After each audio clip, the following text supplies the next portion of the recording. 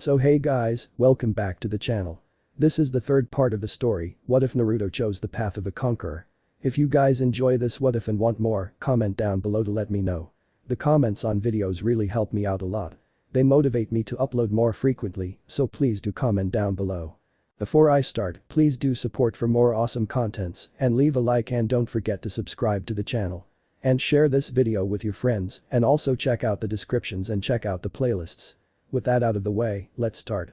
The sound of clashing blades resounded through one of the clearings of Training Ground 7. Everything that has happened has changed too many of my plans. His team had been eliminated without issue, decimated in truth by Genin having skills no Genin should have. He had expected as much later on but not in the preliminaries. Kin was a fool to think her Jinjutsu was greater than an Uchiha, so her defeat was a fact once she began talking. She did provide useful data on the Uchiha's mental state though. Zaku could have proven himself against the Uzumaki but failed just like his teammate had. He had provided no useful information and would be dealt with appropriately. And Dosu. It's a shame how ill-matched he was against Lee Kun. The Odo Jonin withheld the urge to laugh. Who would have thought a Genin would be capable of surpassing sound? Amusement left his eyes swiftly. Regardless of that, everything's been ruined now.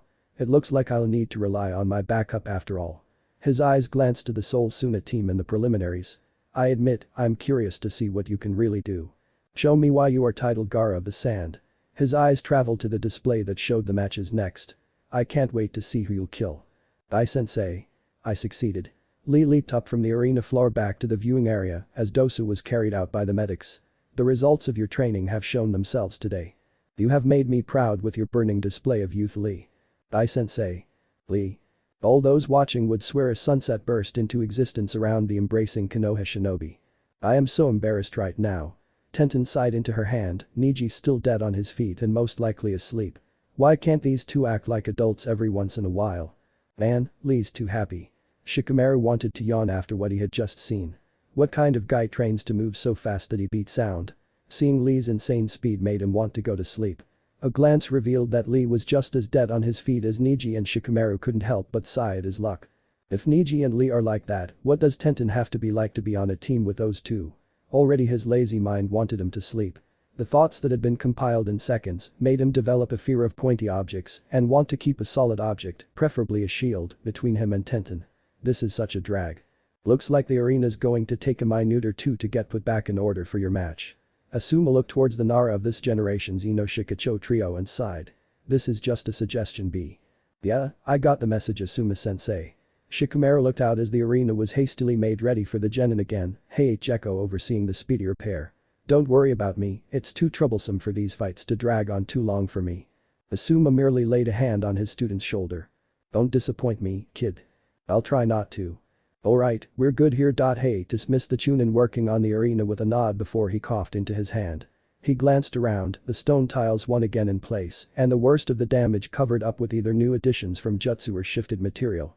I may actually get home on time. He spoke to himself before turning to the viewing area. Miss Yumi Tsurugi and Shikamaru Nara are to come to the arena.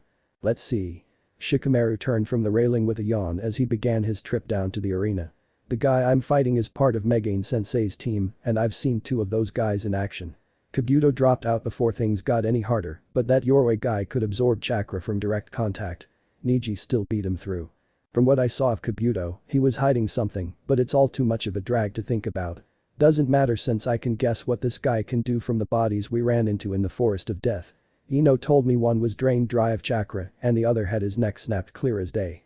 Yoroi killed one, and that means this guy took out the other kid. The Nara began his slow descent down the steps to the arena. That means he's pretty strong. The way the neck was bent shows that he was probably close to popping the guy's head off with how much force he used, so that means he's strong, too strong to bother with trying to fight or trick. He's too much of a hassle to do anything but get serious with I guess. Unbidden, Shikamaru's mind was filled with an image of Lee. Here I was thinking Lee was some pity case taken on by Guy and it turns out I was very, very wrong. There's no reason to underestimate this guy and get my neck snapped for my troubles. His thoughts came to a conclusion a step from the bottom. I can't let this match go on any longer than it has to. Across from him and in the center of the arena, Miss Yumi stood in front of Hade. The Nara's eyes narrowed as he focused on his opponent. Yeah, or hopefully they all just give up and we don't have to do anything. He remembered his words from a few days ago and couldn't help but sigh. I wish I knew being a shinobi would be this troublesome. Shikamaru came to a stop in front of Miss Yumi. I would have never asked to go to the academy until I actually had some training. Alright, you guys have already heard me say the same thing enough times to understand how this works. Hayate raised a hand into the air, both genin focused on the other across from them. When I bring my hand down, you can use that as the symbol to begin, got it? I need to take him out. Shikamaru's fingers twitched at his side. No mercy. I hope you don't do anything stupid, Shikamaru. Ino looked down at her teammate from the viewing platform, worry shining in her light blue eyes. Don't be lazy like you always try to be. Shikamaru's fine. Choji was certain as he spoke those words. He's going to end this in one attack. Begin. Hayate leaped away. Miss Yumi lunged forward. Shikamaru crouched down. Shadow possession success. His shadow had shot out like a bullet, taking hold of Miss Yumi in the midst of his lunge and leaving him trapped where he stood. Shikamaru didn't waste time talking, he rose, forcing Miss Yumi's body to mirror him and reached behind him. I'll give you a choice. Shikamaru drew out a kunai, but something was added to this one. It was an explosive tag like in so many of the other fights between the genin aiming to become chunin. Either forfeit before I throw this thing or forfeit before the explosive tag explodes. The explosive trailed on a string behind the kunai, tied at the ring at the end. It's your choice. Shikamaru drew his arm back. Miss Yumi's struggles to free himself from the Nara's shadow possession technique were worthless. His body was not his to control any longer and would merely mirror Shikamaru's. A genin stood no chance of breaking out of his technique. You don't have the guts to throw that knife. Miss Yumi made a mistake. Blood fell to the ground as bored eyes took in the new sight before him. Miss Yumi's shoulder was impaled by the kunai and Shikamaru began to take several steps back, his shadow stretching to be thinner and thinner as his victim was forced to do the same. His attempt to call what he thought was a bluff only ended up with him trapped on his feet, a kunai in his shoulder and an explosive tag beginning to burn. Detonation was imminent now. I've modified the blast of that thing since my shadow won't stretch forever. It's going to be funneled toward you. Shikamaru placed his hands into his pockets as he held back the desire to yawn. It doesn't matter what you try to do. I made sure to hit a bone when I threw that thing to lodge the kunai stuck there. Too bad for you, but I never felt like paying for the high quality stuff, the explosion will tear that thing to shreds thanks to how cheap it is. That produces a large amount of shrapnel that the explosion is going to focus towards you. Unsurprisingly, your odds of being struck by it are a lot higher than mine. One may even strike your neck right here. Shikamaru pressed a hand to his neck, Miss Yumi forced to mirror him. If it does, you may bleed out before you can tell me you give up. To prevent any of that, you should say you forfeit now. Shikamaru yawned once more. He stretched his arms over his head and Miss Yumi bit down his pain as the kunai shifted. I don't really care what you do, but I don't want to be responsible for the mess you'll make if you let something like pride get in the way. You're probably going to lose that arm if you don't forfeit the match, by the way. The Nara rolled his shoulders back, blood falling from Miss Yumi's wound as the weapon embedded there shifted further and further with each movement he was forced to mirror. The seal that would cause the explosive tag to detonate was brought closer and closer to the fire. Miss Yumi was no fool. Naras were frighteningly intelligent and this one was no different. Death was the only outcome if he stubbornly refused to give up. His only chance for survival would be to surrender. I forfeit. Shikamaru Nara wins his preliminary match. Once those words were spoken, Shikamaru's shadow retreated from Miss Yumi's. A thin strand still connected them, but already Shikamaru was turning to leave. Miss Yumi still mirrored his movements. The paper bomb still burned, moments away from detonation as Miss Yumi's eyes widened in panic. What are you doing? The bomb exploded. I'm tired. The gag explosive tag erupted into a shower of confetti around Miss Yumi. Trying out for a chunin is too much work. He left the arena and, once he was back in the viewing area, slid down the wall and fell asleep. You're a bit too big on the results of laziness, kid. Asuma shook his head at his student's actions, a good-natured smile on his face. I never thought you'd win your match like that through. Honestly thought I would see a bit of your genius shine through, but there's always next time, I guess. Hinata Hyuga and Kankuro of the Sand are to come to the arena. Maybe I will get home in time. A smile played across Echo's pale face. Yuga won't kill me then. Kankuro. Before the black-clothed Suna Genin could leave the viewing area, he was stopped by the Jonin in charge of his team. Remember what's at stake in this match. Failure is not an option. Don't think I don't know that, Baki. He did not turn to face the Jonin, his eyes were focused on the Hyuga that already stood with the proctor of the preliminaries. I've got this. See that you do. Baki turned his eyes from Kankuro's back to the red-haired boy who stood apart from them all, his green eyes having never left any of the matches. We both know the consequence of your failure. Sand floated in the air around him. It reeked of the iron of blood. The consequence was clear and it would be swift. None of those that knew of the boy could say he ever wasted time. He would sooner do it quickly and move on to the next than take his time. Kankuro spoke no words in response to Baki's own. The genin simply adjusted the bandage burden on his pack and headed down the stairs. Words weren't needed when death hung in the air. "Kurenai-sensei, may I ask a question?" Shino stood next to her, the genin was the sole member of her team still standing with her with Hinata about to fight and Kiba taken away by the medical nin to treat his chakra exhaustion. He had been silently observing everything until now. "What is it, Shino?" Her eyes stayed focused on Hinata as her opponent approached her, the black-clad genin from Sunagakure. She recognized his face, despite the paint, as the same face in the photo she had looked over only a few days ago. Hinata's fighting one of the Kazukige's sons she didn't know to be worried or not about her student. On one hand, Hinata's skills were incredible despite her timid nature and had grown by a great amount thanks to her commitment to her training. On the other hand, her opponent was Kankuro. He was one of the sons of the Kazukige. That alone was enough to make her worry. "Don't let it get to you, Hinata. I know you can defeat him as long as you stay focused on the match." She tried to find her earlier confidence in her team, but it was gone. Hinata's opponent makes use of the puppet technique, correct? Shino's covered eyes did not leave the form of Hinata's opponent. They were narrowed in thought even if none could see them. "I would imagine it's either that or the thing on his back is just for strength training like the weights guy's student wore." She couldn't repress the jolt of fear that shot through her at the thought of Hinata facing someone with Lee's amazing speed. Her student would be beaten. She could even be killed. All because I couldn't say no. The image of the gentle Hyuga she found herself caring for more than a sensei should as nothing but a lifeless corpse in a morgue took hold of her mind, would haunt her tonight to matter the outcome of the fight.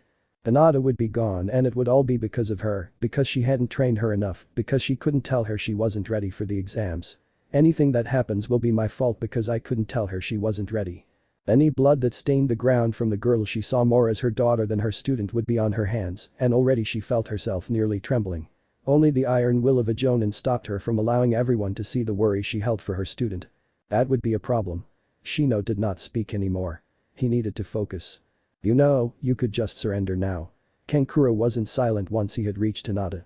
"You leaf ninja aren't really ready to handle someone like me. I'm not some inexperienced kid like you. I bet you've never even gone on an assassination mission." "And no, I haven't." Hinata had not even activated her byakugan yet. Kankuro sneered. "Just like I thought. You don't need to be a shinobi if you can't handle the thought of killing someone, of poisoning them, of slitting their throat before they have a chance to do the same to you." His hand left the strap over his shoulder and he pointed to Hinata. "Just give up now and you don't have to worry about me killing someone as weak as you. It'll be embarrassing honestly to kill a weakling like you to become a chunin." The Hyuga said nothing, but her face told them all the doubt she now had. She had let the words of the sand ninja join the already growing tempest of doubt in her mind if she was ready for these exams. Her mind did not drift but returned to events prior in the day. The banging of metal on metal came to her ears at the same time the words that seemed to have carved themselves into her mind began. "You once told me not too long ago that teamwork is vital, yet all I see before me, the result of teamwork, is a weak fool.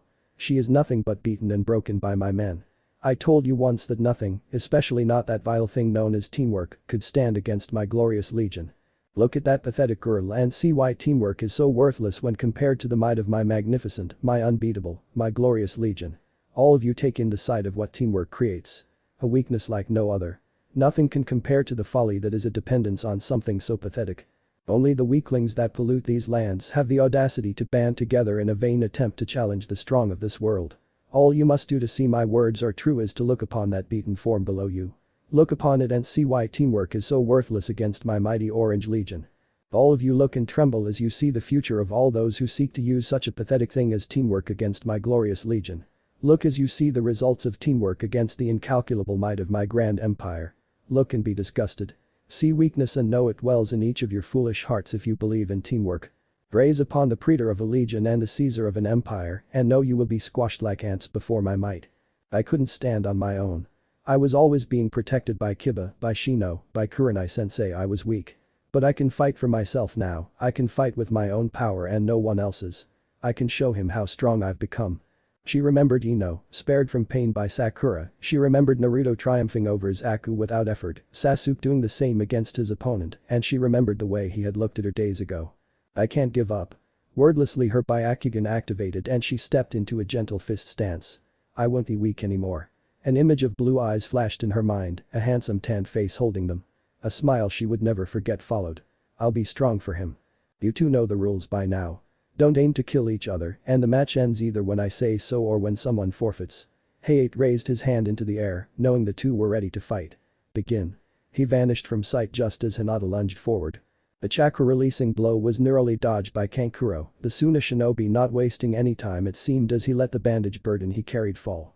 Blue strings of chakra connected to it before the bandages were shredded. I gave you a chance to live through this, girl, but I'm not giving you a second. Kankuro crouched, the clattering and clicking of the puppet sounding across the arena as he looked to Hinata. I've figured out enough about your gentle fist style to know it's going to be useless to you in this fight. Hinata let nothing show on her face, she merely exhaled as chakra gathered at each of her fingertips once more. The veins the use of her byakugan caused to bulge pulsed as she readied herself for the next clash. Maybe you don't know how legendary this puppet really is from the look on your face. There's a real lack of fear, so I'll give you a quick history lesson. Kankuro rose back to his full height, letting the puppet float around him and move in front of him.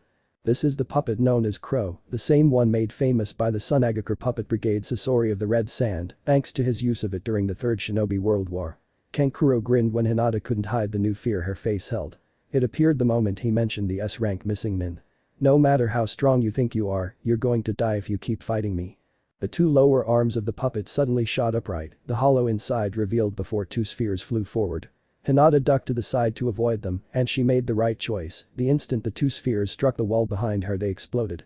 That's only one of Crow's dozens of hidden weapons and tricks.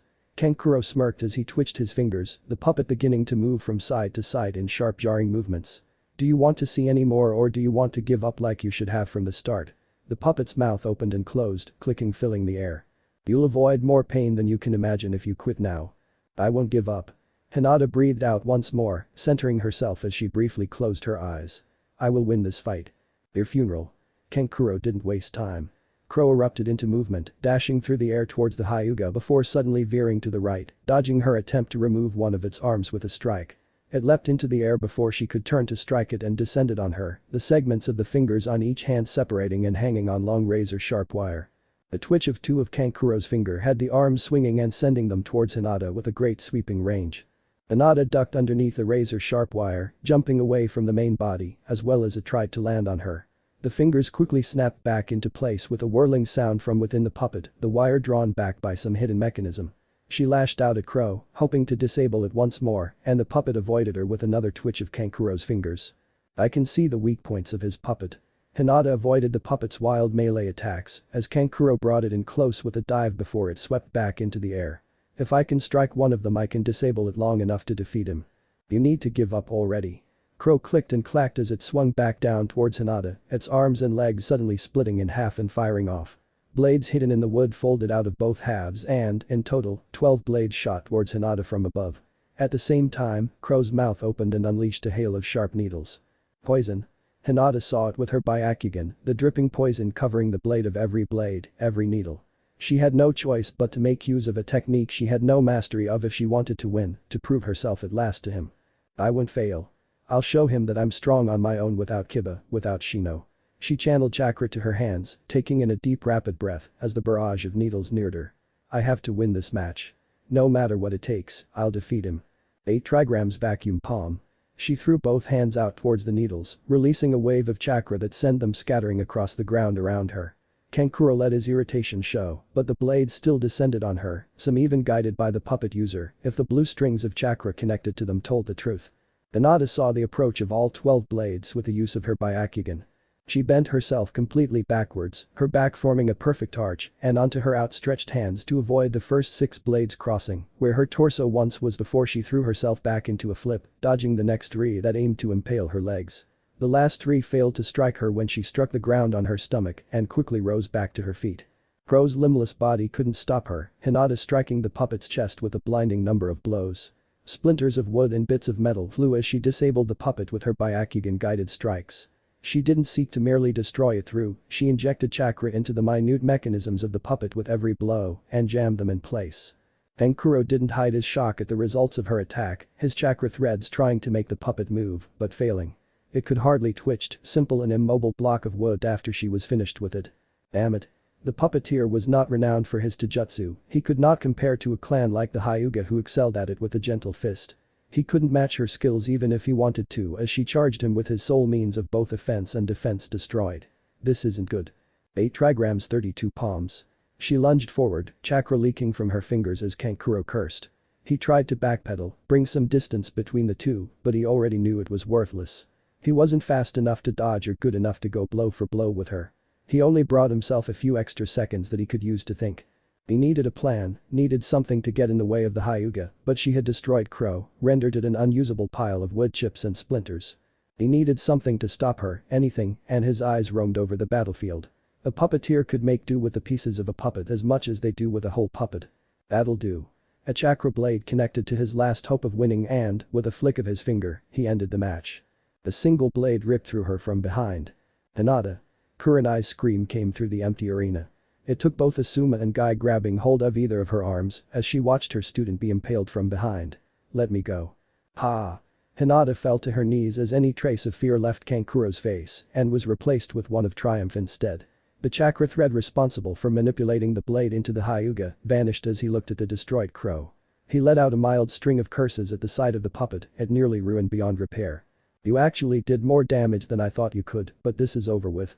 Hinata's hands came up to the blade currently sticking through her stomach, blood staining her clothes and the ground as it ran down the poisoned weapon.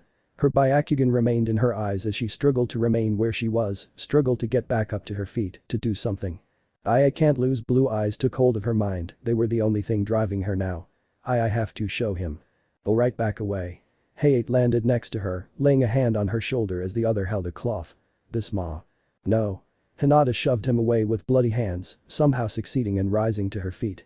Her body was shaking, but she refused to fall it seemed. I can still fight. No, you can't. Hayate looked down at the bloody hand marks on his flak jacket now and sighed. You need to get that looked at, and the proctor turned his eyes to the smirking Suna shinobi. He'll be providing an antidote to his poison to the medical nin. I don't forfeit. I'm not giving up. Panic seemed to take hold of Hinata, that in a rabid desire to prove herself. I can still fight. It doesn't matter what you want, girl. Hayate took hold of her shoulder once more, forcing her to see only him. You have a blade impaling you. I'm stopping this match. He didn't spend any more time with her, calling for the medical nin that were already rushing over to the two. One came up to Kankuro, the Suna shinobi not at all happy, but giving up a vial he unsealed from a scroll. He used the same scroll to seal away the shattered body of his puppet. Go with them. Hayate stepped back from her, a look to the medical nin stopping them from getting any closer to Hinata. His eyes softened as he looked at the girl who had so much resting on her shoulders. There's always next to your kid. No. Hinata once again shouted at him before her eyes fell down to the blade protruding from her stomach. I can remove it. Her words were too soft to be heard except for 2 sets of ears. Her hands shifted just as Hayate's eyes widened when he realized what she was doing. He threw himself forward just as her hand took hold of the handle and she closed her eyes. I never thought I would see something like this from a girl like her. Kakashi had held both of Hinata's hands out of the way in his, while Mido Guy kept her from trying to thrash in the masked shinobi's grip and do any worse damage to herself as his eyes took in her wound. You need to calm down before you hurt yourself anymore. Kakashi kept his distance from the blade going through her by standing at her side, shifting her hands above her head and into one of his hands. He reached into his flak jacket and drew out a kunai and it crackled when he coated it in his lightning nature chakra. Let me go. Hinata tried to twist and turn, but Guy's grip was too strong, already several medical nin were hurrying to her and one drew out a needle. I can still fight. No, you can't. Kurenai pressed down, injecting the sedative into Hinata before she could do anything else to make her already serious wound any worse. It's time for you to rest. Her eyes drifted shut, the byakugan fading from them as she went limp in Kakashi's grip. His lightning-infused kunai swung down and removed a majority of the blade going through her stomach, the hilt and part of the blade clattering to the ground as Kakashi handed her over to the medical nin. I'm sorry about this, Hinata. Kurenai watched as her student was put on a stretcher and carried away. One medical nin took hold of the remaining part of the blade and drew it out before handing it off. A cloth was pressed to both sides of her wound to keep it from bleeding any more than it already had. I should have never entered you into these exams. We need to talk once these exams are finished, Kakashi. Meet me at the usual spot. The copy ninja said no more to the green beast before vanishing from sight once more. It wasn't clear where he went to this time. That match definitely didn't go like I thought it would. Hayate looked away from the arena, the blood, and towards where the Hokage continued to observe the preliminaries of the Chunin exams. You must have a reason for being her Hokage-sama, but what is it? These matches are impressive, but nothing to someone who's earned a title like Kami no Shinobi. Why did you decide to stay here? Why not do what we all know you want to? A brief image flashed in his mind. The moment the boy named Naruto Uzumaki had declared himself Caesar. He remembered the look in the Hokage's eyes. He had turned to him for orders the moment the kid began ranting and saw something he wished he hadn't. Sorrow. Disappointment. Guilt. Those three shined in the aged eyes of the Hokage the entire time the Uzumaki spoke and when he fought. That kid left after his match, his entire team is gone, so why bother staying when I know none of these kids are worth much time. A few clan heirs and heiresses you've already met plenty of times, a couple kids with more talent than most expect but nothing else. Every ninja in the village worth his rank knows how much of a pain the Uzumaki kid is turning out to be, the same kid we all know you won't take down like we all know you need to. Now, my question is why didn't you go after him when you left? Temari of the Sand and Choji Akimichi are to come to the arena. I feel I should just let you know, I'm not going easy on you. Temari leaned on her large iron fan, smirking at the Akimichi who continued to shovel handful of chips into his mouth from the bag in his hands. I plan to beat all of you Konoha ninja, so don't expect this match to last long. If I'm feeling generous I won't beat you too badly in front of your friends. Alright. Choji spoke no more, Temari biting down the desire to curse him at his dismissal before she turned to the Takebetsu Jonin acting as the proctor of the preliminaries. Start the match already. Don't rush me. Heiei coughed into his hand. The rules are the same as I've described before. Don't try to kill each other and the match ends either when I call it or if one of you decides to forfeit the match. If I say stop then you stop. Whatever. Temari rolled her eyes, drawing her fan out from the ground in front of her. She rested it behind her, opening it partly to display one purple dot emblazoned on the fan's interior. Just start the match already before I get too bored. Heiei was silent as he looked at Choji, the Akimichi nodding even if he continued shoveling mouthful after mouthful of chips into his mouth. It was all the confirmation the shinobi needed before he rose his arm into the air. Begin. He leaped away. And it's over. She swung her fan forward, unleashing a visible gale of deadly blades of wind. All of them soared towards Choji who only took a moment before throwing himself forward into the attack. Aika no Jutsu. Choji's eyes increased at least 4 times, the enlarged genin throwing himself forward. Nikkuden Sensha. Temari narrowly avoided the famous human bullet tank technique of the Akimichi clan, throwing herself to the side after hastily closing her fan. She was almost crushed by the rolling Akimichi regardless of her reaction time and hit the ground with a roll, coming up on her feet and swinging her fan out in front of her. Time for 2. She snapped it open, 2 of the purple dots on display as she drew it back. Amatachi no Jutsu. She swung and this time a vortex of winds erupted forward, rampaging towards the spherical form her opponent had taken. He crashed into the wall and bounced off of it, shrinking down in a puff of smoke and sidestepping the vortex just in time. He drew out the bag of chips he once had in his hands and began to munch on them again. Choji's got some skill. Ino's comment made Asuma grin. I knew he mastered his clan's hidden techniques, but he's really good. Of course he is. Asuma chuckled as he saw Choji dump the bag into his mouth, chewing a bit louder than necessary as the Suna Kunoichi's eyes narrowed in irritation.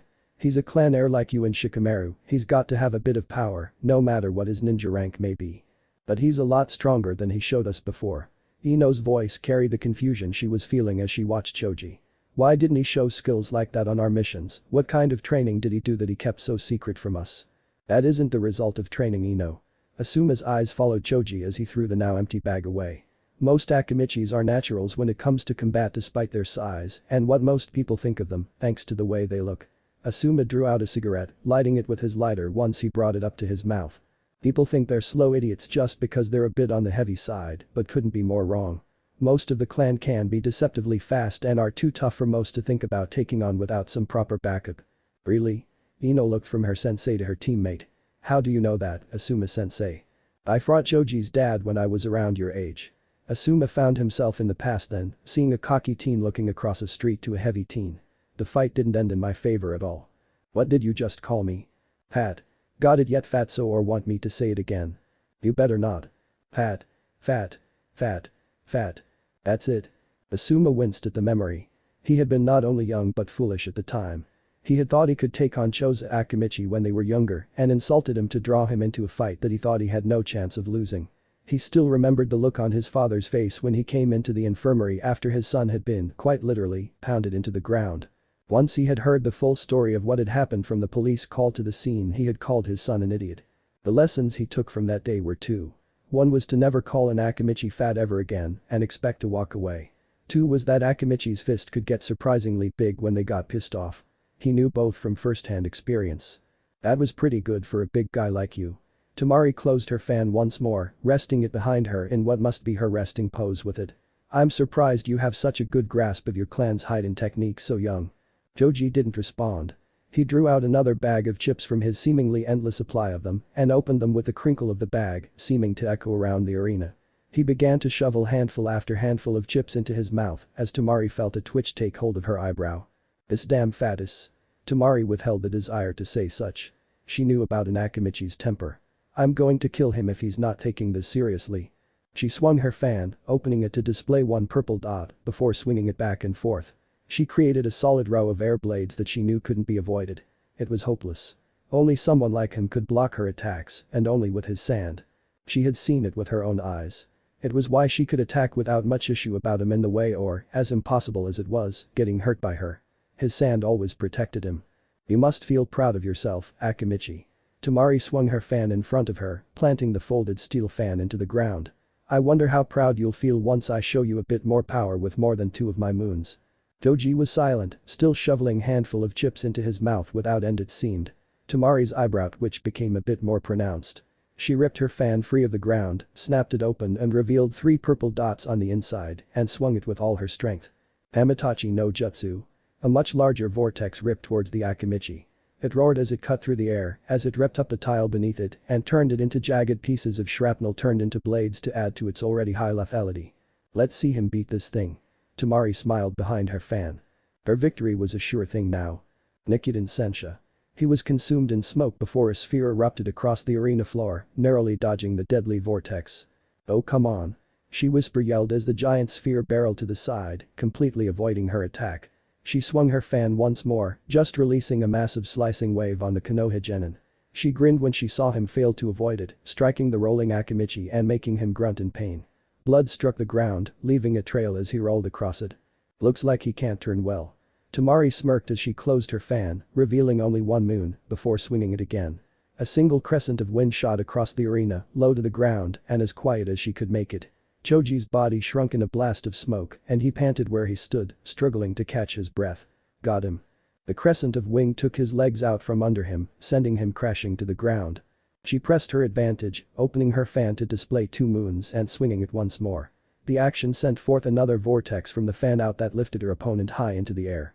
She snapped her fan open to display all 3 moons and swung it once more, a second vortex joining with the first and making it double in size. Joji continued to be carried in the vortex, obscured by the dust being picked up by the giant vortex as it grew larger and larger and became more violent and violent in its movements. He's done in there.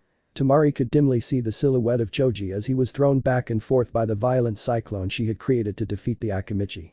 He can get as big as he wants, but I can keep making it bigger and, on top of that she impaled her fan into the ground and reached into the ninja pouch she wore. Her hands came away filled with peculiar shuriken. Have these. She threw them forward, letting the cyclone consume the square-shaped shuriken she had thrown with a smile crossing her face. It makes sense she would have those shuriken on her.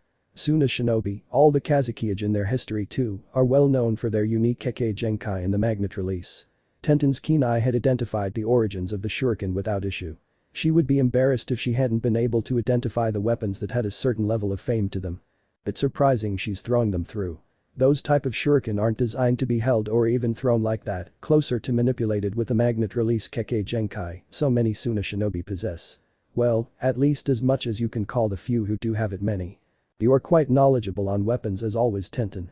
Guy smiled at his student, honestly impressed at her commitment to her specialty. She didn't simply limit herself to handling the weapons, but learning about them, mastering several techniques with each, and more. She was well on her way to becoming a master of Bukujutsu. You could become a teacher if you so desired with how much knowledge you possess. It's not like it's difficult to identify them. Tenten blushed at the quiet praise from her normally overzealous teacher. Anyone who knows enough about Suna can name those weapons. I doubt that.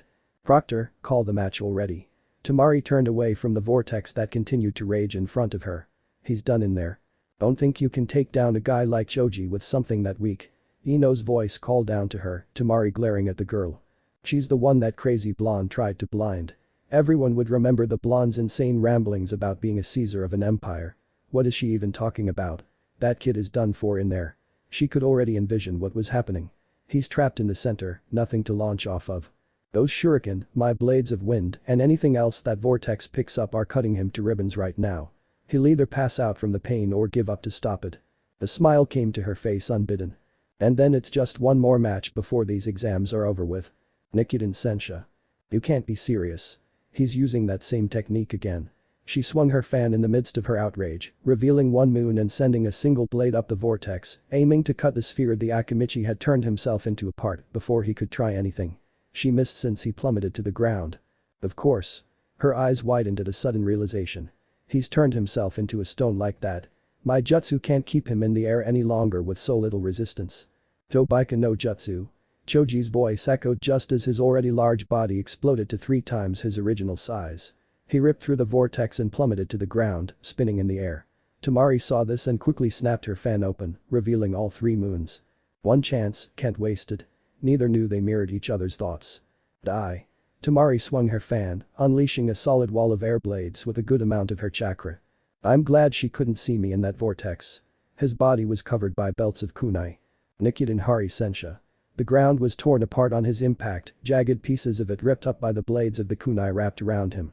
Tamari didn't attempt to dodge surprisingly, she simply swung her fan twice more with a battle cry.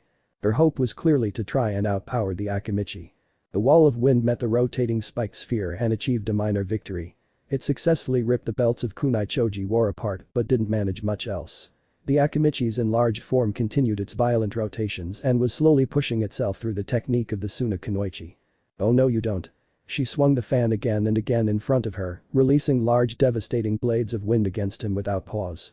Getting that big only makes you an easier target fatus. She's done it now. Asuma couldn't help but shake his head at the insult. She set him off now. Did you just call me fat? Choji's voice sounded just as the sphere changed, the massive form of the genin taking its place with a visible burst of chakra, dispersing the wall of wind he had battled against for several moments. His enraged expression was clear as he stomped forward. I'll smash you to paste. Looks like a hair-trigger temper when it comes to his weight. Tamari took note of his reaction as she closed her fan and put it on her back. Her legs bent slightly before she was leaping away from the Akimichi before one of his giant fists could succeed in killing her. That's something to know. The blades of wind she had unleashed earlier tore at the Akimichi, but nothing came of it, he only continued his furious pursuit of her without ceasing at all. The wounds could be ignored in his giant form it seemed. I called you a fatus. She had to edge him on, keep him angry and unfocused on his chakra. She may not be able to hurt him much in his current form, but she could definitely tire him out if he didn't clear his head soon enough. The tiles of the arena were smashed to pieces one after the other, with each massive step Choji took, each bringing tremors with it, each sending dust flying high into the air and creating a cloud covering the arena floor. The sand Kunoichi used this to her advantage, avoiding the enraged Akimichi by hiding within something similar to the sandstorms she would sometimes be caught in when coming or leaving Sunagakure. I just need to let him burn through all his chakra. Tamari's plan was in place, the Kunoichi keeping herself hidden from view without issue. He's a genin so he can't keep that form for long. I can already see him getting skinnier and skinnier anyway. His anger's not letting him think straight it looks like. I'll smash you. The large genin leaped into the air, belly flopping onto the ground and sending a tremor through it that made the viewing area shake and nearly crack thanks to the force responsible for the massive crater now marring the arena. This may not be as easy as I thought. Tamari paled from where she now hid behind an upturned and jagged rock. He nearly got me through sheer area of effect it looks like. But he's still getting thinner and thinner. He'll be done sooner rather than later at the rate he's going. Tamari was right, the fat seemed to be melting off of Choji. He could probably, at best, keep his increased size for another minute before he would simply collapse. The techniques of the Akimichi clan were known to burn through their chakra ridiculously fast. She knew he wouldn't last much longer. She would just need to hold out then. You thought you could hide, didn't you? It was her plan to hold out at least until a massive hand ripped up the stone she was hiding behind, bringing it down like a hammer seconds later. She narrowly leaped out of the way of it and swung her fan while in the air for 2 reasons. 1. Unleash an attack on him no matter how worthless it may be to the genin's new giant form. 2. Propel herself further back in the air and hit the wall of the arena sandal first. That's it. She rose her thumb to her mouth. I'm taking you out with one move, fatso. She taunted him and earned an enraged shout from the Akimichi as he threw himself forward in a run, each step of his run bringing with it more and more tremors. She didn't let it bother her anymore, opening up a cut on her thumb before smearing the blood from the split skin on her fan as she opened it, revealing all 3 moons. Uchiha. Kirakiri mai. What happened next was a blur. Only the trained eyes of a jonin could catch even a glimpse of what had happened. The aged Hokage merely sighed. You need to have a talk with your son Choza. Teach him to have some thicker skin. Regardless of it, one could see the events. Choji's shirt was dyed crimson as he collapsed and rapidly shrunk back to normal size, and a grinning Temari fell off of the wall and folded her fan once more. She stumbled upon hitting the ground but quickly used her large fan to support herself. Her hand, her thumb specifically, left blood on the black metal, but she didn't care as she saw her opponent defeated on the ground. I knew I could beat you, fattest. She grinned as she turned to where the proctor stood. Call the M. She narrowly dodged the kunai thrown at her head. The Akimichi's enraged face met her own shocked one, as somehow he wasn't face down in his growing pool of blood. How the hell are you getting up? Temari ripped her fan free of the ground but almost fell over. Damn it, I'm suffering from chakra exhaustion after summoning Kamatari. She quickly embedded her fan into the ground once more, leaning on it heavily. He should be unconscious right now from blood loss with the wounds I just gave him, so how the hell is he standing up? Ah, do you really think I'm going down like that? Choji panted as he somehow rose to his feet, the front of his shirt stained red, but somehow he stood despite his wounds. Do you think I'm going to be the only guy on my team who doesn't win his match? You should be dead. Temari snapped, but her attempt to attack failed. She would fall if she removed her fan from the ground. It was the only thing supporting her now. The thin Akimichi seemed to know this from how he began to walk towards her. How are you standing up? Your attack didn't hit me. Choji answered her question at the same time one of his hands reached into his jacket, the movement tearing his blood-red shirt more and revealing a multitude of insignificant wounds dotting his torso. You just hit my drink. What? Temari's eyes widened when the Akimichi withdrew his hand and let the object held in it fall. It was a cherry drink and that clattered with a deafening sound as it struck the ground. Yeah, surprising isn't it? Choji reached into his jacket again, drawing out what looked like a candy bar. I was saving a few cans for later when your attack took them out of my pocket and some of the blades of air cut them open. It covered my shirt and kept pouring out when I hit the ground. You're nothing but a bastard, Kamatari. Temari knew the weasel was to blame for her current situation. She could hardly stand and he knew exactly what he was doing during the attack. He had intentionally struck the drink cans like the bastard he was. Do you want me to lose or something? Choji bit off the top of the wrapping of the candy bar but didn't get much further than that. The too thin Akimichi collapsed to the ground after his reckless use of his clan's more advanced techniques had drained him of all of his chakra. Sorry no, Shikamaru. He hit the ground hard. It looks like we couldn't sweep this thing like we thought. Despite his own failure, he smiled. I know you two will make great chunin, just wait for me to catch up. The exhausted Temari didn't stay standing for much longer, her fan falling with her as she joined Choji on the ground. Looks like we have a winner even if it was a near thing. Hayate appeared between the two collapsed genin and raised his hand into the air. The kid passed out first. Temari of the Sand wins her preliminary match. Alright. Looks like we're nearly done here. Hayate talked mainly to himself as the arena was repaired by a group of fresh chunin after the two unconscious genin had been taken up to the viewing area by their respective sensei. One more match and I get to go home. And Yugao will hopefully not kill me for being late. Bye sensei, my match is up next. Tenten was grinning as she looked to where her name was at last lit up on the board. Tenten Ken vs Gara of the Sand. She read off her name and the title of her opponent, the last of the foreign shinobi that had made it this far in the exams. I can't wait to show everyone here what I can really do. Yes, Guy looked at the boy his student would be fighting. I am anxious to see just how brightly your flames of youth burn. He offered her a thumb up and a blindingly bright smile that made her duck her head in no small amount of embarrassment. She had honestly hoped to avoid any loud proclamations from Guy before her match. If it burns even a tenth as great as your passion for your weapons, then I have no doubt that you shall succeed. Your opponent will stand no chance. He's loud, mother doesn't like him. Gara looked over to the two with nothing in his blue eyes. The genin from Sunagaker had turned his eyes away from the repairs to the arena and to Guy and Tenten. Mother will enjoy the silence once I kill him. Gara. Baki did not touch the child that stood with him, his tone did not carry a harsh reprimand either, and he did not look at him. Focus on your opponent instead of her sensei. It doesn't matter who I fight, the one mother wants isn't here any longer. Gara looked to where Team 7 once stood. Mother wants his blood more than anything. Wait for the finals then. The authority in his tone was unmistakable. Both Kankuro and the exhausted Temari looked to Baki with shock at the actual order to the redeed. By the slight widening of his eyes, Gara seemed to possess the same shock before he slowly closed his eyes. He opened them a moment later and turned towards the steps. Mother will be sated. I'll settle for her blood for now. Baki breathed out a sigh of relief at Gaara's words. Crisis averted. His eyes moved to the dark-haired Jonin across from the sand shinobi, the same Jonin Gaara had spoken about killing, and found him staring at him. Or, maybe not. The Jonin did not let his student depart yet, laying a hand on her shoulder when she tried to turn to the steps. His eyes left Baki, and the Jonin released a breath he did not know he was holding. One of the students of Kano has green beast going up against the weapon. There's no contest here. Baki grabbed hold of his trembling hands behind his back. There's nothing to be afraid of when I have that weapon here with me. He closed his single visible eye and masked it as a blink. Tenten, Ken and Gaara of the sand are to come to the arena. Hayate made the official announcement then. Guy still did not release his hold of Tenten's shoulder. Sensei, I need to get down there. Brown eyes followed the approach of Gaara to Hayate, the sand that followed him earned her attention. I've got a fight to win, remember? Of course. He released his hold on his student. Good luck, Tenten. I've got all the luck I need right here. Tenten patted the scrolls on either side of her hips and smiled at her sensei. Helps that I have a great and pretty youthful sensei that helped me get this far too. Tenten Guy offered a similar smile. Such praise from my pupil is enough to make me prouder than I ever thought possible.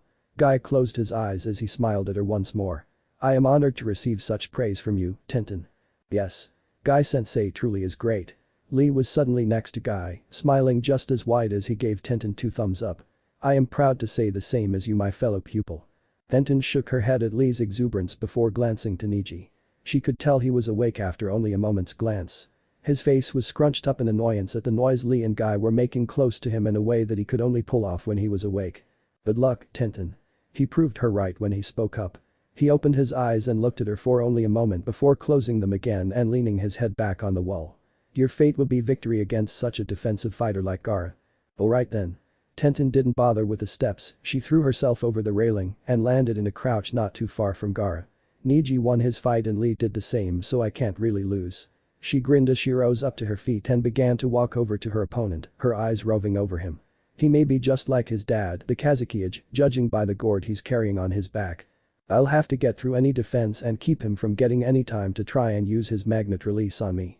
Her hands fell to the scrolls down at her side. I've got plenty of weapons that can't be magnetized if it comes to it too. Even if he does try and magnetize my weapons, I have a surprise for him if he brings them in too close. You know, I'm willing to go easy on you if you want.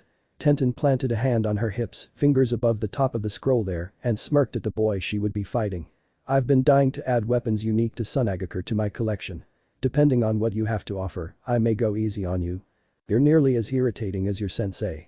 Gaara's arms remained crossed over his chest, and his eyes were half closed as he looked at his opponent. Mother will be pleased with you gone. What? Tenten didn't know how to react to Gaara's announcement, but she quickly narrowed her eyes. I see. He's going to fight to kill. Mother must be how he copes with doing it. She wanted to curse her luck. It looks like I got stuck fighting the psychopath. Her eyes glanced to the blonde who had made use of a giantessan fan. Almost wish I could fight her, or her eyes almost seemed to sparkle as she took in the puppeteer from Suna next to her. Her brother would have been a great match-up. I do not like the way she is staring at me. Kankuro looked away when he caught sight of her staring at him, slightly red in the face. I feel like a piece of meat and don't know if I like it or not. Alright, this is the last match, so pay attention. Hayate took a moment to cough into his hand, waving away any sand from his face. The same rules apply no matter what you saw in the last 2 matches. If you try to kill your opponent, I will intervene. The match goes on until I either call it or someone forfeits. Got it? He looked at both Genin and received a nod from Tenten, her hand settling on the top of her scrolls. He received no confirmation from Gaara. Hey, Gaara, you hear me? Stop wasting my time. The sand in the air drew closer to him. TCH. Don't go easy on him, Tenten. Hayate raised a hand into the air with that comment. Begin. He vanished from sight. Sand ripped free of the gourd on Gaara's back and aimed to skewer Tenten on the sharp and compact end. The Chunin hopeful was already out of the range of Gaara's opening attack and drew out one of her scrolls from the holsters on her sides. She quickly unwrapped it and threw the weapon in her hand forward with blinding speed and pinpoint accuracy. The short metal staff was stopped without any issue by a tendril of sand. Gaara did not bother with moving his arms at all. Tenten grinned as the metal staff began to hiss and she quickly put more distance between herself and Gaara. Wordlessly, the sand holding the metal staff consumed it, warped it until it was a compact metal ball within a floating sphere of sand. That's not going to work. Gaara's eyes moved to where Tenten waited far away. Nothing gets past my sand. We'll see about that. Tenten smiled as she formed a familiar hand sign. The same one used multiple times throughout the preliminaries by a multitude of Chunin hopefuls to detonate their explosive tags. The metal staff exploded, but nothing escaped the grip of the sand. Too many kunai to count flew towards Gaara next, Tenten's hands a blur as they seemed to appear where they needed to from her person. His sand stopped each of the sharp knives launched at him before one strand of sand snapped forward, unleashing a number of sand bullets that ripped into the walls behind Tenten. She had already dodged a barrage of projectiles, and another flurry of kunai shot towards the immobile Suna shinobi from the side as Tenten dashed around him. Sand once again intercepted her blows, but the rapid detonation of explosive tags tied to each kunai threw the sand out, the shockwave of the blast responsible for dispersing it for now. Tenten quickly unsealed a massive shuriken into each hand before throwing them forward, arching in from the sides to strike the still immobile Gaara. Not going to work. Gaara still did not move, sand erupted outward and snatched the shuriken out of the air before flinging both into the ground. Tenten didn't let it dampen her spirits, she unrolled a scroll, and two weapons flew into her hands that she threw forward. The twin double-sided kunai were instantly stopped, knocked aside by tendrils of sand, before a spear was thrown forward that was crushed by a lashing out tendril of sand. All of them erupted into numerous explosions, thanks to the explosive tags on each, but the sand simply reacted faster. It was a blur as it wrapped around Gaara, took shape, and hardened. Tenten seemed to expect as much. She did not react at all to the dome of sand that was already breaking down with its purpose fulfilled. Gaara remained unharmed within, and the bun-haired girl didn't let it faze her.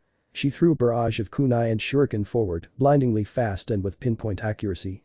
Gaara's sand once again stopped any of her projectiles from striking him. She unrolled her scroll once more, holding it spread open in front of her, before a trio of massive iron maces erupted forward on chains. Those things are massive. The iron balls were each at least twice the size of Tenten, and every inch was covered in a deadly spike. Ino's words were almost an understatement as Tenten took hold of the chains of two of the iron maces, one set of massive chain links held in each hand. One flew directly towards Gaara, striking the guarding sand with an incredible amount of force, but not breaking through it. Tenten didn't let anything show on her face before she formed two identical hand signs with her occupied hands. Explosive tags ignited on the side of the two airborne iron maces, sending them forward at greater speed before another explosion sent them swinging inward towards Gaara. He has to move now. Explosions were rapidly going off on both iron maces, sending them to Gaara faster and faster. The one his sand had stopped was easy to trigger as she twisted the chain around one of her already burdened hands by wrapping it around her arm and pulled it free. A spiked end ripped free as hissing came from within the iron mace. Once he does, no matter where he ends up going, the surprise from that one is definitely going to catch him off guard. The constant explosions from the other iron maces muted the relatively quiet hissing of the one already rendered immobile as Tenten pressed down on the still open scroll and dropped the chains, an iron shell engulfing her moments later as her own protection. She plugged her ears and waited. 3, 2, 1. The iron maces met with a resounding crash before the third exploded, sending shrapnel flying everywhere. Tenten waited a few seconds before dismissing her iron shell and rolling her scroll up and putting it away. Did your sand keep you safe from that? Tenten planted a hand on her hips, smirking at the smoking crater in front of her. Her eyes watched the smoke for any sign of movement.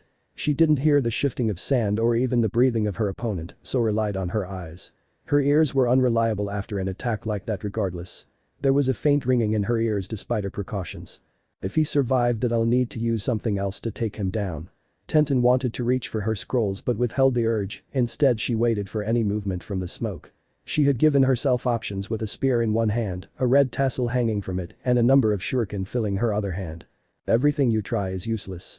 Sand shot out of the smoke with the announcement of the voice. Tenten dodged the initial grab and threw her shuriken forward and turned in the air to throw her spear towards the reed she fought. It immediately caught on fire, the tassel currently burning away responsible, and the shuriken were easily grabbed out of the air and crushed in the sand that had come after her. She landed on the ground and jumped back onto the wall where her hands fell down to her waist, drawing both her scrolls before she unrolled them by flicking her wrist while she threw her arms out to either side. They rolled across the wall before coming to a stop, but she was already falling, turning to throw a pair of senbon into each end to keep the two scrolls fully extended.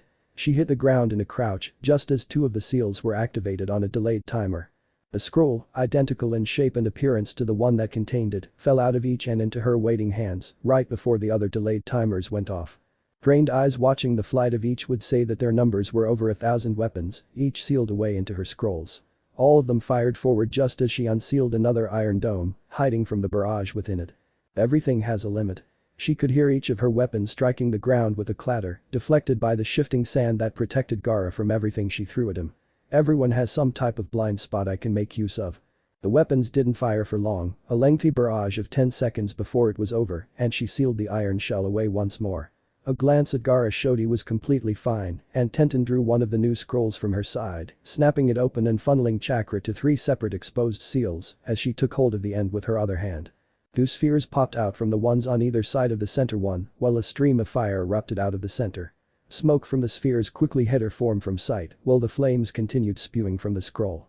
Gaara still didn't move, his expression didn't change, and his bloodlust wasn't sated. He decided to change that. One hand extended forward and balled into a fist. Sand erupted from out of the ground, and the fire stopped when a clawed fist closed around its source. No blood. The fist of sand quickly receded, turning harmless as his chakra left it to be put to better use. You are getting irritating. The metal staff she had pinned the tag on remained standing despite the pressure of the sand, but, with a mere look, a wave of sand quickly crushed the object. You're going to die for making me waste so much time with you. Smoke bombs crashed down onto the ground around Gaara, engulfing him in a thick black cloud of acrid smoke. Sand could not protect him from this, so he began coughing, doubling over as his coughing became heavier and heavier. He dropped to a knee eventually, still coughing as he failed to move out of the smoke. Got him? Tenten threw dozens of explosive kunai around Gaara, encircling him, before they detonated. She didn't stop there, forming a hand sign, and the scrolls pinned to the wall unleashed a number of giant shuriken, as well as a short black rod, closer to a baton, that she snatched out of the air. She ripped the wire strings free of it and separated them between her 2 hands, before guiding the shuriken to crash into where she knew Gaara was within the cloud. She dropped off of the wall she had disappeared to and grinned. I had to get him that time. She didn't drop her guard regardless. She saw Hate looking into the smoke and not approaching the arena floor, so kept her senses on high alert. She was well rewarded. Gaara came stumbling out of the smoke, his eyes watering and still coughing. She didn't charge him and instead threw another hail of shuriken forward, followed by an equal number of kunai. She unrolled a scroll and held it out in front of her, unleashing a number of blades ranging from short tento to long nadachi that all flew towards Gaara. Every move was done without hesitation. She was determined to see him beaten and with overkill at that. To complete her barrage she reached to the other scroll, putting the other one away, and opened it. A black and red sphere was unsealed that she threw forward before a dark rock came to her hand next. Her weapons were all stopped by a wall of sand, crushing the weapons as they struck and it folded down, but her plan wasn't to strike him this time. She wanted his sand out the way, which it did when it withdrew to encircle him, as the small sphere she had thrown behind the weapons reached him. Sometimes, you can't beat the classics. Tenten took brief aim, just as the sphere landed and another dark cloud consumed Gaara, before she threw it forward and dove for cover as she unsealed another iron shell. The rock hit the ground and skipped, the skipping produced a spark, and Gaara was consumed by a fireball. The sphere was nothing but compacted gunpowder, and the rock was flint. It wasn't the first time Tenten had used explosives against Gaara, and she quickly emerged from hiding with a new plan involving them next. She held a trio of smaller red and black sphere between the fingers of one hand and another 3 pieces of flint in her free hand. She threw one into the cloud of smoke and threw the flint forward, causing another blast to widen the newest crater in the arena floor. That wasn't enough. She glanced to Hayate and saw him unmoving. She threw the second and another piece of flint from her hand. That still wasn't enough. She glanced to Hayate again and he was still unmoving. She threw the third and the last piece of flint from her hand. What is it going to take to win this fight? Tenten almost wanted to throw her hands up before she drew the scrolls from her side and simply threw them into the air in an arch, unleashing a rain of weapons down onto the already smoke-filled crater that she knew Gaara was inside somewhere. Are you dead yet? Tenten shouted those words into the cloud, 2 more scrolls falling to her feet from the ends of the ones that were now empty of weapons. She crouched down and quickly brought them into her hands while she waited to see if sand would emerge once more. It did. It lunged at her with blinding speed and she couldn't entirely avoid it. She put something in its way instead, a massive iron mace, just like the 3 she had used earlier provided cover for her escape. The front of it exploded as well, sending shrapnel flying towards Gaara that a wall of sand consumed before crushing. Tenten landed on a wall behind her before she ran along the walls of the arena, tags marked with a seal coming to her free hand from her scroll that she placed on the walls in roughly even intervals. Gaara did nothing as she did so, his eyes watched her every moment, but his sand remained coiled around him as if it was a snake. He did not try to use his sand to rip her off of the wall before she came to a stop, one entire side of the arena marked with the tags as she moved through hand signs. Release. Water poured out from the tags and turned the wall into a pseudo-waterfall, flooding the arena and soaking Gaara's sand.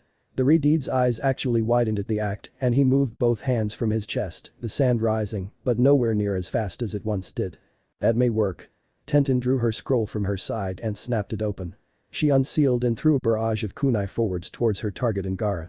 The Suna shinobi still blocked the barrage, but his sand was noticeably slower and Tenten threw another barrage forward as she dashed along the walls of the arena. His sand followed her, floating in front of him, but it was slower. Her kunai struck and exploded, ripping holes in it that it hastened to close as Gaara looked at them with wide eyes. Faster. Tenten could ignore her exhaustion and aching arms with the exhilaration this breakthrough brought her. Her weapons came faster. The explosions came in rapid succession and blasted away the slower wet sand before Gaara could move it.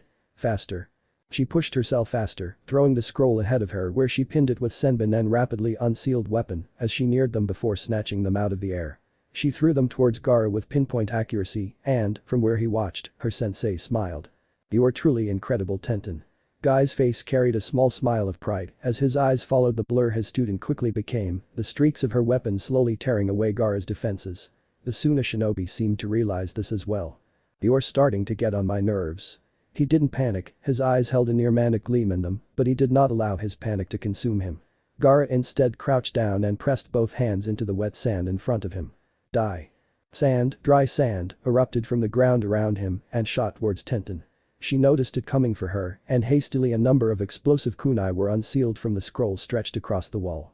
Individual bullets of sand erupted forward before they could do much, tearing the kunai into nothing but metal shards with the ferocity they were fired at, so she clapped her hands together. She had a backup plan that she had set up a while ago after all. The forgotten scrolls, the same two scrolls she had entered the arena with, fired off another hail of weapons. The sand immediately moved to intercept, Gaara making use of the wetter and heavier sand to continue his attack on her as he focused on his defense with the other, lighter and faster. Tenten didn't waste time with checking to see if her attack had worked, she spun a number of kunai in her hands before she threw them up in an arc. Nearly at the same time, she unsealed another scroll from the one currently stretched across the wall and threw it over Gaara without a moment wasted. A new barrage of weapons erupted downwards in addition to the twin barrage from her other scrolls. Gaara's sand easily formed a dome around him to block the near omnidirectional attack, and Tenten grinned as the kunai she had personally thrown struck the ground. Water once again soaked Gaara's sand, but it was more than before, it overflowed across the ground. She unsealed a shuriken and threw it towards the sphere of sand. Predictably, it was stopped. She unsealed two lightning barrels instead and struck them against the wall to prime them. She let them fall to the ground with a grin. "No matter what type of defense you say you have, I doubt you can stop lightning with the ground so wet." For outer barrages against Gaara, she had made note of how his sand moved. It couldn't go very far if he couldn't actually see the attack. There was an automatic zone that existed of course, it was what protected him from her projectiles no matter what she did, but outside of that zone it is different. If Gaara could not physically see an attack so far away, say coming from a far wall, he could not react in time to stop it. If he didn't see it and it didn't enter the zone that his sand would automatically spring up, the sand would not move to defend him. The defense was actually much faster than Gaara's own reaction time. It was another thing she picked up during her observations. The lightning barrels struck the ground then. The electricity held within erupted out the moment contact was made. Gaara screamed as electricity raced through him. He collapsed against his sand, it breaking away to let him fall to the ground. The boy was trembling after the low voltage strike and Tenten grinned at the weakness in his defense. Electricity was fully capable of harming him it seemed. She just needed to find ways for it to reach him. She unsealed another lightning barrel and banged it on the wall before letting it drop. The electricity was triggered again just as a clawed hand of sand shot across the arena to rip her off of the wall. It fell to harmless and moments later as Gaara screamed again when the voltage coursed through his body once more. Tenten threw a single shuriken forward and, once it was above Gaara's head, a tag released more water that soaked him. He tensed, raising himself up on a platform of sand disconnected from the ground. Lightning rod. Tenten unsealed a metal staff to each hand, throwing them forward while tossing another lightning barrel towards the ceiling above Gaara and his wet sand. His sand of course took hold of the metal to crush it just as the end lightning barrel struck the ceiling and it fired straight down. Gaara screamed again, the sand beneath him collapsing as Tenten threw a number of explosive kunai below him, opening up a hole for him to fall into before he hit the ground. "I can hurt him, but I don't know how to finish him off yet." The charge of a lightning barrel was too low to rely on to win the fight for her, she needed a better plan. Gaara would be out of the hole she had made in a few moments. She needed a plan before he got out. How am I supposed to beat him with his sand blocking everything I do? Her mind flashed back to when his attack broke down when he was shocked. I could time an attack like that again, but I don't want to risk it. Her accuracy was still perfect, but her arms were beginning to ache. If I miss, I'll be done for.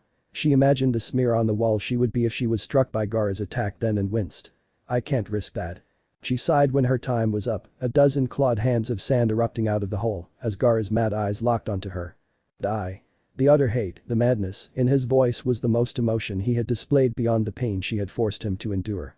Tenten quickly released another barrage of weapons from the scrolls hanging on the walls, but Gaara's sand arms smashed into them, tearing them free and ripping them to shreds. New plan. Tenten leaped out of the way of another clawed arm, throwing a trio of senbon towards Gaara that were smacked aside by another clawed arm of sand. Another new plan. She reached down to pull a scroll from her side when two grainy hands locked around her wrists. New plan, now. She wanted to scream when the sand began to pull her arms out to the side, the feeling that she would be torn in half, swiftly becoming a fear that it would become reality. The numerous unexploded explosive tags that dotted the arena floor erupted then, a single hand all she needed to detonate them. Gaara avoided any damage in a sphere of sand, but Tenten wasn't so lucky. A number of bits of shrapnel struck her where she remained suspended by Gaara's sand arms. Drops of her blood fell to the sand, and a mad smile crossed Gaara's face. More. His voice was almost a whisper as he rose his hand up, a number of weapons and sharp jagged fragments collected by arms of sand. Tenten wasn't distracted by pain, and so of course struggled in the grip of the sand, more drops of blood falling from minor wounds the shrapnel had managed to give her. She tried to pull her wrists free, slips her hands through the sand, she tried to do anything to allow her to fight more, but it was all futile. She could do nothing but wait. Her explosive tags were her last gambit, a backup plan in case her scrolls were destroyed or she, as unlikely as it was, ran out of weapons. This doesn't look good. Lee looked to where Tenten was level with a viewing platform, suspended by Gaara's sand, before a number of her own weapons were thrown towards her. She spotted those in front of her coming and twisted her body out of the way of the worst of them, the jagged blades, the maces, the weapons that would kill her. She bit down and let the minor weapons split her skin, allow more of her blood to fall to a slowly growing puddle beneath her. Fight through this, Tenten. His student cried out when a large shuriken was raked across her back and split open not only her blouse, but her skin as well. The reason Gaara had not thrown the weapon was clear as his crazed eyes followed the blood that fell from her back down to the ground. She made another attempt to free herself, somehow overpower the sand, and the shuriken was brought down her leg and more blood fell to the sand. Please, Tenten, have another plan. Damn it, she could only curse herself, a cut opening across her cheek when an inexpertly thrown kunai was narrowly dodged from taking out her eye. Damn it. She tried to pull her arms inward once more and failed when Gaara's sand turned to something closer to stone. The pressure on her wrists was nearly crushing. The trio of shuriken whizzed past her side, only managing to nick her and open up another trio of cuts. Her mouth was turned into a thin line as the cuts burned, but the weight of disappointment burned more. Mother wants more of your blood. Gaara brought another group of weapons up to the restrained kunoichi, and her struggles increased when she saw what they were. Gaara's sand spread down her arms then, fully encasing them and spreading further as two other clawed hands grabbed hold of her feet. The sand spread up from there, leaving her trapped with no way of dodging. I want you to suffer first. Sensei, I'm sorry I couldn't win. The girl hung her head, closing her eyes in defeat. She could either be crippled by the remains of the massive iron maces she used earlier or forfeit the match. Proctor, IFMMPH. Sand covered her mouth before Gaara closed his hand into a fist. It didn't muffle her screams or the crack of bones. Tenten. The shattered remains of one of her giant iron maces had been used to shatter her collarbone at the same time the sand around her arms compacted with crushing force. The girl's screams weren't muted enough by Gaara's sand to stop her sensei from hearing them and his hands balled into fists. The iron mace returned to do the same to the opposite arm and once again she screamed. Gaara laughed and Guy somehow stopped himself from attacking the genin below him. He didn't notice how the railing was torn like wet paper by his hands. He turned to Hade instead with his eyes burning with rage. Hade. Stop the match. Enough, you won the match. It's over, kid. Hade listened to Guy and himself. The moment Tenten had been restrained he had been ready to call the match. When she had begun to voice her forfeit he was ready to come down. Now he wished he had ended it sooner. Put her down. No. Sand spread across Tenten's body and began to compact with the closing of Gaara's fist. Her struggles to free herself were half what they were before, thanks to the pain consuming her more and more every second, sending her down a dark hole she could not escape from. The sand was only hastening the process as it began to slowly compact, slowly crush her body. Her skeleton was becoming a disconnected mess, nothing but jagged fragments and fracture after fracture the longer she remained trapped. She still needs to suffer before she dies. The jagged and heavy metal was swung at her again, Gaara aiming for both her legs this time, a maniacal grin splitting his face. It was shattered to bits by a kick from an enraged Mido guy. Further kicks that changed the air itself, warped the wind into blades, freed Tenten from the sand binding her, and let her fall into her sensei's arms, the Jonin being as mindful of her injuries as he could. His heart broke when he looked at her, eyes capable of seeing so much, seeing the extent of the damage done to her by Gaara. He wished he had not trained his eyes so well in that moment to see the crushed dreams of his student. His eyes burned with his desire for violence, but he didn't act on it. He could have killed the genin responsible within moments, the killing intent he released alone had frozen everyone save for the Hokage. Hiruzen could only look on with pity in his eyes at the sight of Guy holding his broken student in his arms. In a single moment, Gaara had ended her career as a shinobi. She couldn't be a Byakugan expert if her body was so severely broken by his sand. He had all but torn her limbs off, maimed her like a particularly savage animal would have in the wild. A greedy beast caring more for the pain of its prey than the food it should hunt. Tenten, I'm sorry for this. Guy bowed his head, Tenten too still in his arms as she slipped from consciousness from the pain she must be in. Her body was nowhere near as broken as her spirit. She knew just as well as the Hokage where she now stood. Guy had no words for once. He settled for a mournful silence. You're not getting away. Gaara somehow snapped out of his paralysis and his sand shot forward on his command. Guy did not move. Stop. One voice cried out, but two bodies moved. Rock Lee and Niji Hyuga were bitter rivals thanks to their minsets, one firmly believing in inescapable fate and the other in the results of training and surpassing one's limits, but both were still Tenten's teammates. Both could say with pride, even if one did so rarely, that Mido guy was their sensei. Both could be unified to hate Gaara for what he had done to her and what he tried to do now. The Goken and Juken were surprisingly effective when used together. A single kick from Lee was all it took to scatter the front of the sand, and a chakra-infused strike from Niji sent the sand plummeting to the ground. The mad eyes of Gaara locked onto each of them, but he did not act. He could restrain himself for now. The finals would allow him to kill so many after all. The thought of so much blood for mother let him forget his pain. I will not stand for this, Gaara of the sand. Lee's voice was not loud. He didn't need to be with the hate that shined in his eyes, delivering his message better than words ever could. He looked to the floor beneath his feet, saw himself reflected in the blood that Gaara had spilled from Tenten with glee. He crouched down and pressed his fist into it, bowing his head. Tenten. On my honor as a ninja of Konoha, on the honor of my teammate, and on the honor of myself, I will make you pay for this. Rock Lee did not look up from where he knelt. For every drop of blood you have split, for the dream you have tried to destroy, for every bone you have broken I will make you pay. His tears mixed with the blood beneath him and he struck the ground, pulverizing it, splattering blood across his face. I will kill you or I will die trying. You're home early.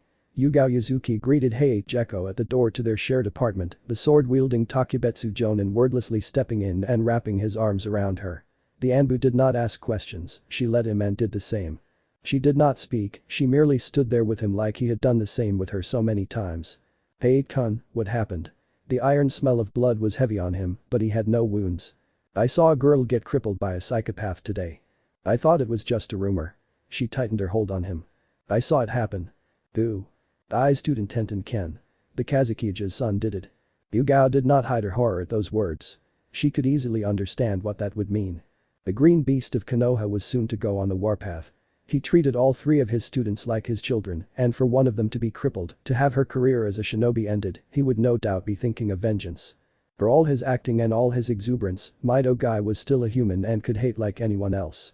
He no doubt felt hate like he never had before now, with his student's career as a shinobi most likely ended. Who he would take it out on was another question and one she didn't want ever find out. I guess we're lucky Kakashi is with him. Far away from the two, 4 Jonin sat at a table. Guy did not look up from his glass, not even to refill it, and Kakashi sat at his side in silence. Neither Asuma or Kurenai wished to speak. None of them could find it in themselves to be very happy with the outcome of the preliminaries. One of their students had been crippled. He still had yet to know any information on the true extents of her injuries. Another had been nearly fatally injured. She would be under watch at the hospital as well. A third would no doubt be having nightmares. She would need therapy from her father. And the entire team of the last was completely whole. The fact that they emerged unscathed made him want to curse. Have you heard anything about Tenten? The doctors fear her injuries are even worse than they originally thought. Those words were spoken with nothing in his voice. If one did not know Mido Guy, they would figure he was one of the numerous broken Anbu that would soon vanish from the village. He was not. He was simply a man locked in despair at his own failings. Is there anything they can do for her? Asuma tried to speak to the Jonin across from him and earned nothing but a blank stare, Guy's dark eyes holding nothing. Guy returned his eyes to his drink before downing it in its entirety. He let the glass drop back to the table. I do not know if she will ever be a ninja again. Kurenai didn't know what to say. Her thoughts swiftly turned inward. I should have waited to put my team in. Hinata, she wouldn't be in intensive care right now. Another year wouldn't have hurt their chances. Asuma agreed with her, his thoughts on all three of his students. I should have focused more on their individual strengths and iron out their weaknesses. They were just so good as a team, I figured there was nothing to worry about. I fulfilled the promise we all shared a year ago. Guy's voice remained hollow. I alone am responsible for what happened. I was a poor teacher. I was hoping those three would be out of my hair by the end of these exams. Kakashi had somehow downed his drink with no one seeing his mask move. The faster they become Chunin, the sooner I can get my life back to normal. You should be proud of your students, Kakashi. Guy refilled his drink. Their skills are impressive. I wish I wasn't their sensei. Kakashi let his head rest in one of his hands, closing his sole visible eye. Naruto, he's going to cause too many problems to count if he honestly believes he's some kind of conqueror, and with Sasuke following him, those two are naturals at combat. One is a genius and the other has chakra reserves that dwarf most Kage. The one I have any hope for not turning out like another Orochimaru is Sakura, but she's not in the best condition right now. What happened to her? Asuma Sarutobi hated Naruto Uzumaki without question, but he didn't hate the girl who he was obsessed with. He could pity the girl that had given up her chance to be Chunin to save his student from going blind. She was trapped on a team with the blonde, watched by him, stalked like prey. If he was able to, if he thought he could do it, he would help her, but he had seen the way his father had looked at Naruto. He didn't see the insanity, he didn't see the danger, and he didn't see an enemy. All he saw was a boy.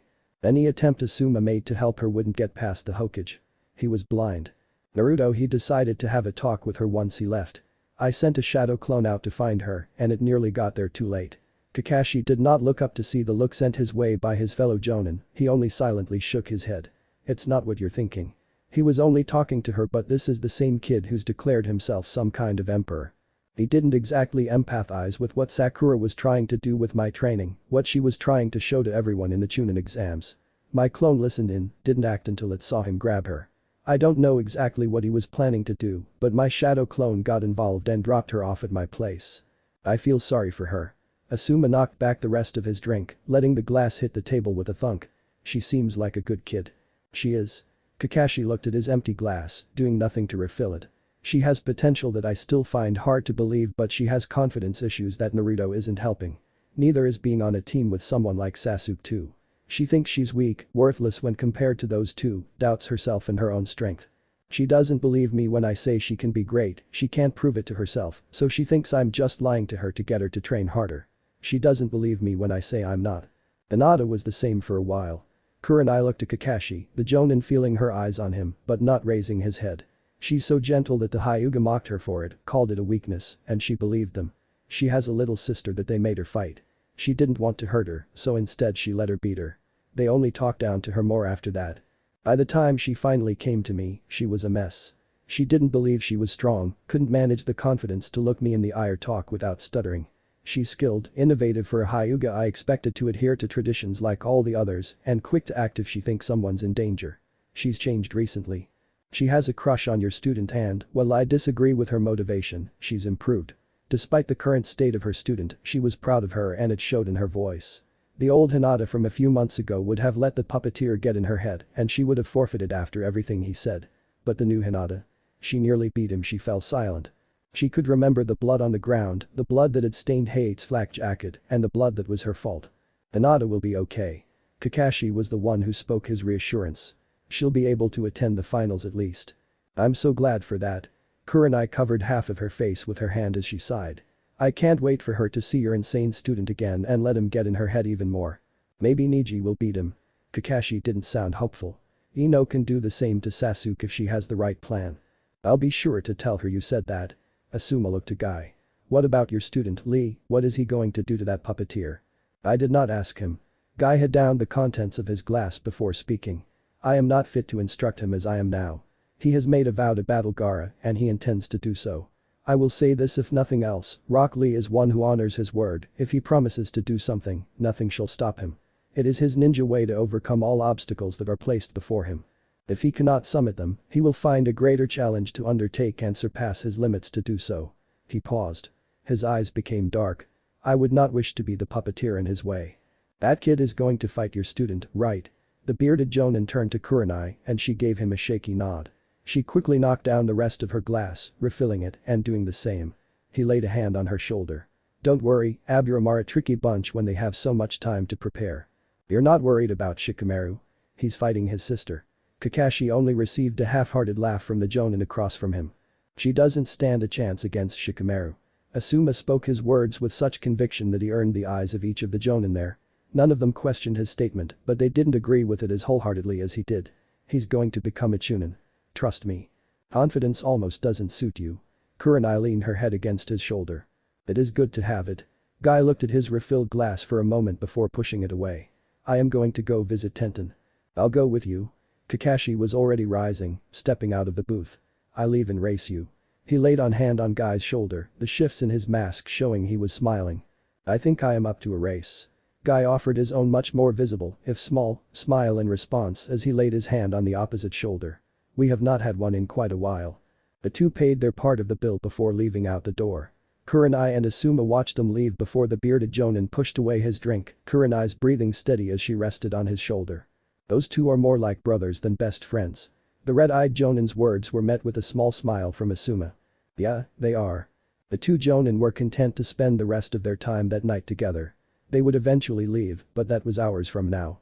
In the hospital, Naruto Uzumaki stood in a simple room. His legate barred the door along with his praetorians. None were to enter the room until he had left, his orders were clear. Your showing was admirable, Tenten. He did not reach out to touch her or offer comforting words.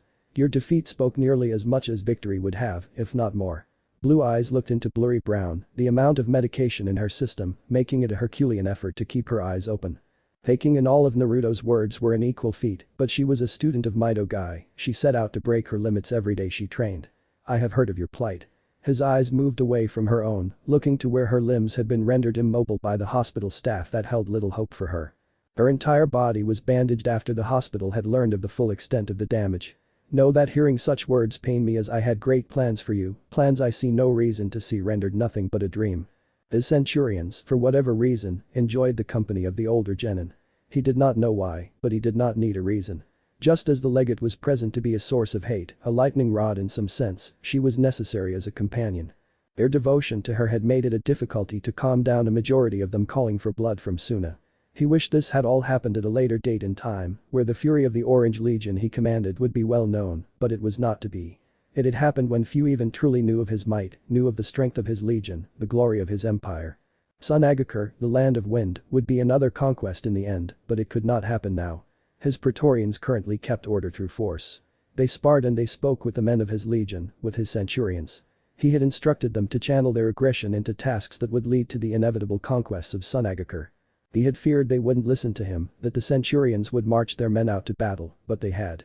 He would never admit it to anyone, but he doubted even the praetorians, his most loyal soldiers, could remain apathetic as he wished for them to be. It was truly his first time looking upon the girl named Tenten, and he could see why his centurions, why his entire legion it seemed, could find enjoyment in her company. It was not her beauty, nothing could compare to Sakura-chan, but it was the look in her eyes. Knowledge, passion, hardships, triumph, and, burning above the others now, the likes of sorrow and despair. All this and more burned within them with an intensity he had rarely seen.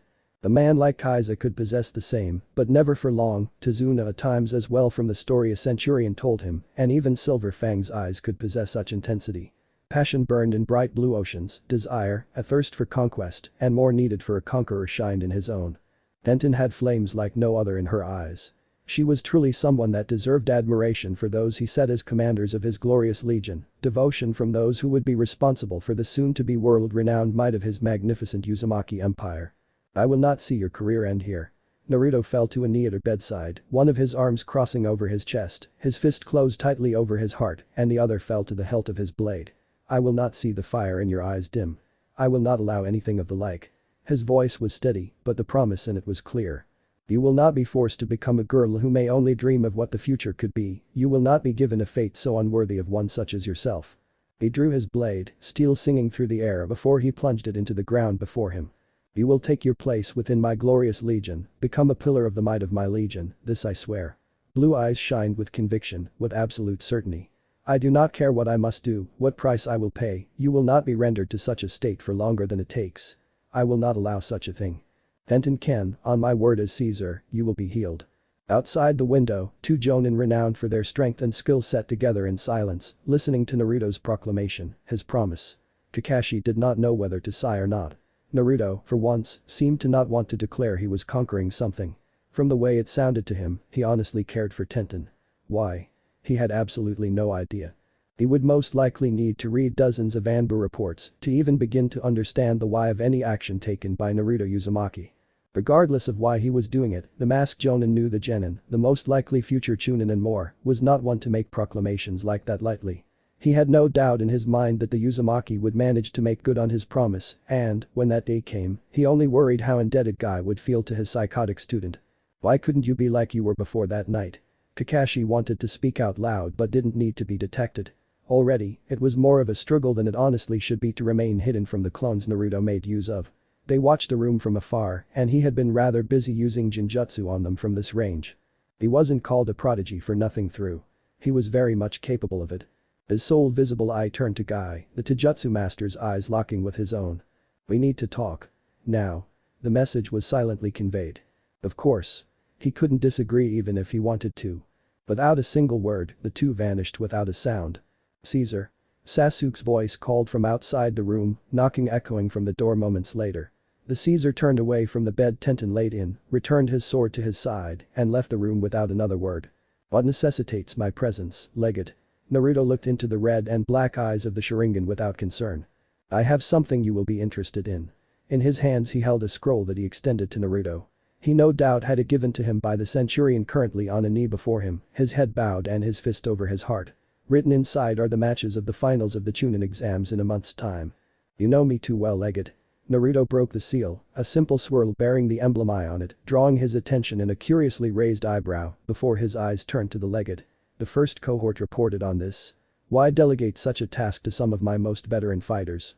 Why not enlist another more suited for such a role? Yes, the first cohort is responsible for this. They and your Praetorians remain the most abundant of your forces so close to the village and trusted to move information such as this with all due haste. Additional information, such as the matches, individual profiles and anything else deemed useful, will be awaiting your review within the renovated Uchiha district. Sasuke held another scroll in his hand as the centurion rose once Naruto laid a hand on his shoulder. Within this scroll is far more sensitive information from a group of your Praetorians. They are stationed close to Kikyo Castle, where the foreign shinobi are to stay. What use is this information to me? Naruto did not accept the scroll. The centurion fell into step behind the Uzumaki on his other side, with the legate of the Orange Legion on the opposite. I do not see any reason to concern myself with the living quarters of my enemies.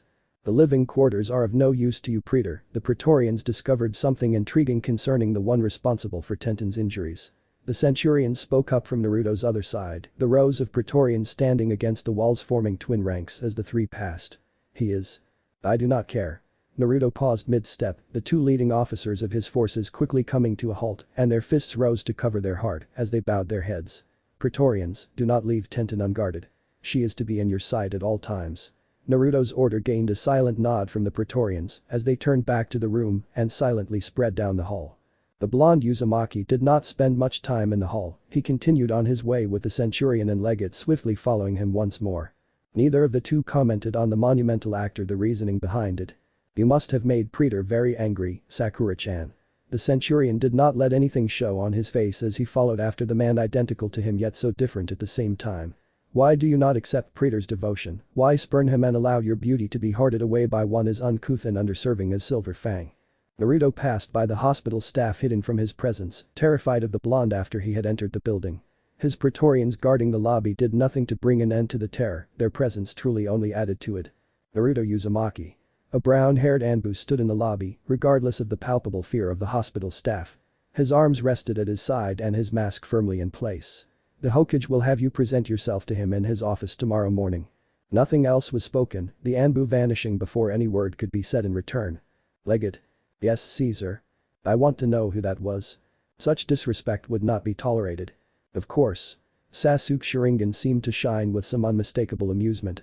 Will you be appearing before the Hokage? You have already told me of your plans for tomorrow. This will interfere in them. I, as a loyal Konoha shinobi, am always ready to meet Sarutobi Jiji.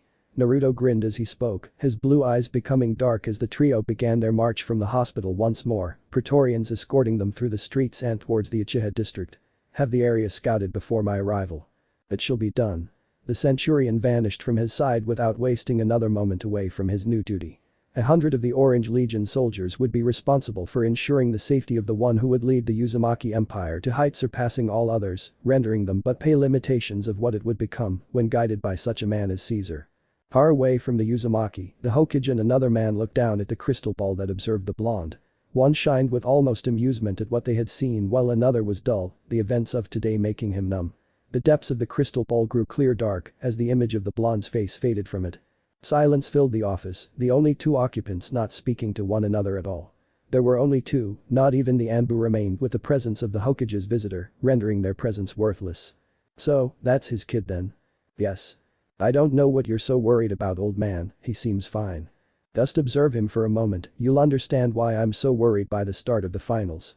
If you're really so worried, let's drink the night away. A shared drink with my old student after all his time away researching. I feel honored. You should, not many people can't say they drank with the toad sage. It's probably too many, you lightweight. What was that? Bring it on, sensei, I'll drink you under the table. And that marks the end of the third part of the story. If you guys made it this far and want more contents like this, comment down below to let me know. Thanks for sticking out till the end. I would gladly appreciate every likes, comments and subscribes I could get on this series.